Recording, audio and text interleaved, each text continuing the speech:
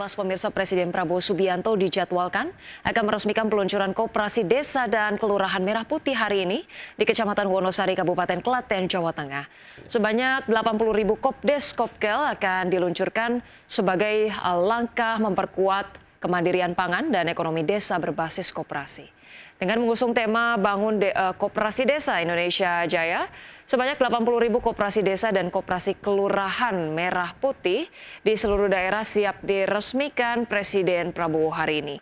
Di mana seluruh koperasi Merah Putih telah berbadan hukum. Pemerintah memastikan peluncuran kelembagaan 80.000 koperasi desa kelurahan ini menjadi tonggak penting dalam mewujudkan kemandirian ekonomi rakyat. Sebuah inisiatif besar dalam memberdayakan desa, termasuk sebagai bentuk dukungan dalam pelaksanaan program pemerataan kesejahteraan masyarakat. Dalam mewujudkan keberlangsungan 80.000 koperasi desa kelurahan ini, pemerintah menekankan pentingnya kolaborasi bersama dari unsur lintas kementerian dan lembaga, pemerintah daerah, kepala daerah, serta masyarakat desa untuk mensukseskan program prioritas mengentaskan kemiskinan di daerah pedesaan.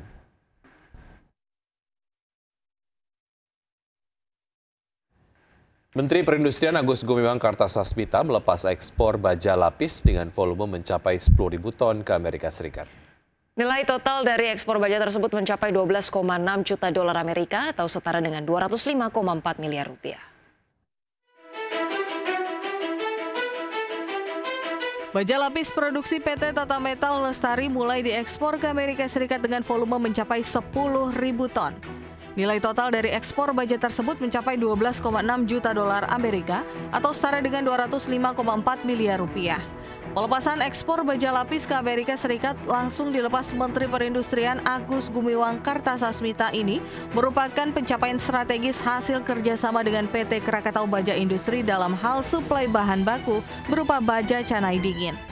Menperin Agus Gumiwang menegaskan, ekspor baja lapis ini menunjukkan kemampuan perusahaan dalam menghasilkan produk baja lapis berkualitas tinggi dan memenuhi standar internasional, sekaligus membuktikan bahwa industri baja Indonesia semakin mampu bersaing di pasar internasional.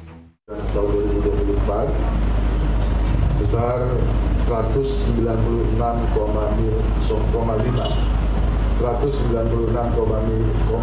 miliar dolar Amerika atau hampir 197 miliar. Ini 74,25% dari total ekspor nasional, besar. Jadi kita sekali lagi berikan apresiasi. Saya yakin bahwa negosiasi tidak mudah, ya, apalagi jika kita harus bernegosiasi dengan pemerintahan di bawah Presiden Trump. Ya. Di sisi lain, Kemenperin menyatakan kebanggaannya terhadap hasil produksi baja tanah air, di mana produk baja Indonesia berhasil menembus pasar ekspor Amerika di tengah kebijakan proteksionis yang ketat. Keberhasilan ini juga dinilai sebagai wujud ketangguhan industri manufaktur Indonesia dalam menghasilkan produk berstandar global. Jakarta, Tim Liputan IDX Channel.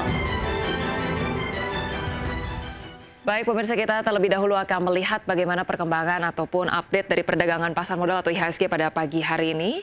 Kita lihat bersama-sama di layar berikut ini, IHSG tampak masih melanjutkan penguatan 0,28% ke 7.332. Kemudian sejumlah saham yang menjadi top gainers di sini ada SSIA, Koin, PYFA, kemudian Dewa, Bumi, ENRG. Sementara top losers datang dari Wifi, Toba, Cuan, Brand, PTRO, dan BRPT. Pergerakan sektoral, sektor teknologi masih memimpin penguatan. Setelah beberapa hari ini juga memimpin penguatan, dan penguatan sejauh ini bergerak di 3,54% dan sektor yang mengalami pelemahan paling signifikan adalah sektor energi dengan pelemahan 0,5%.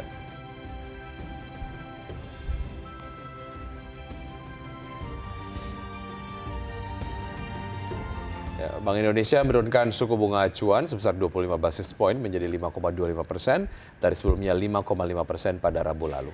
Kebijakan ini membuka peluang bagi para emiten untuk memperoleh pendanaan eksternal seperti pinjaman bank. United Tractors atau UNTR mengoptimalkan penggunaan cost of fund yang paling kompetitif dalam menjalankan usaha, termasuk memaksimalkan kombinasi penggunaan dana internal dan dana eksternal atau kredit dengan menjaga gearing ratio pada posisi yang sehat dan balance sheet yang kuat. Obligasi juga dapat menjadi opsi untuk digunakan dalam refinancing pinjaman sepanjang manfaatnya lebih baik.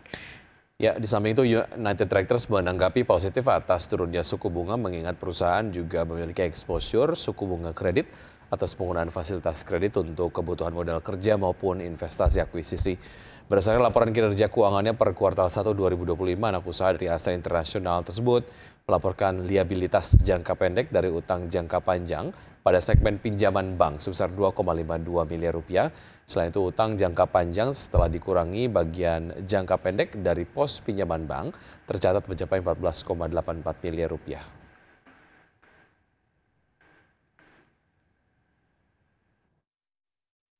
Bersama kami, pemirsa, PT Daya Mitra Telekomunikasi Tbk atau Mitratel berencana melakukan pembelian kembali atau buyback saham dengan nilai maksimal mencapai 1 triliun rupiah. Ya, manajemen Mitratel menyebut rencana buyback saham bertujuan untuk menjaga stabilitas harga dan meningkatkan imbal hasil bagi pemegang saham. PT Daya Mitra Telekomunikasi Tbk atau Mitratel berencana melakukan pembelian kembali atau buyback saham dengan nilai maksimal mencapai 1 triliun rupiah. Aksi korporasi dari entitas anak Telkom ini akan meminta persetujuan rapat umum pemegang saham luar biasa yang dijadwalkan berlangsung pada 26 Agustus 2025. Pembelian kembali akan dilakukan paling lama dalam jangka waktu 12 bulan setelah mendapat persetujuan RUPSLB.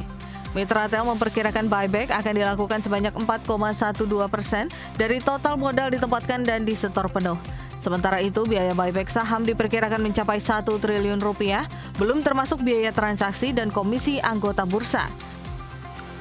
Manajemen Mitratel menyebutkan bahwa rencana buyback saham bertujuan menjaga stabilitas harga saham dan mengoptimalkan penggunaan kas yang dimiliki guna meningkatkan imbal hasil bagi pemegang saham. Lebih lanjut, manajemen Mitratel menilai bahwa rencana buyback tidak akan berdampak material negatif terhadap operasional maupun arus kas. Perseroan juga disebut memiliki posisi keuangan yang kuat dan kas internal yang memadai. Berbagai sumber IDX Channel.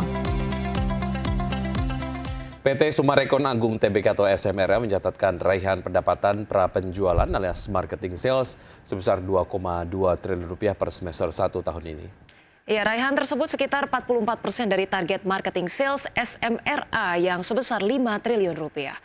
Dari 9 township yang dimiliki SMRA saat ini, 3 kontributor terbesar terhadap total marketing sales per Juni 2025 adalah dari Serpong sebesar 44%, kemudian Bandung 14% dan Crown Gading 13%. SMRA masih memiliki sejumlah produk baru di pipeline yang akan diluncurkan hingga akhir tahun 2025. Penurunan suku bunga acuan Bank Indonesia pun disambut baik oleh SMRA. Ya, penurunan suku bunga tersebut dapat berpotensi memberikan angin segar yang dapat mendorong pertumbuhan perekonomian Indonesia. Seiring dengan adanya penurunan suku bunga acuan tersebut, diharapkan juga dapat memberikan efek positif yang mana berpotensi menurunkan cost of fund perseroan.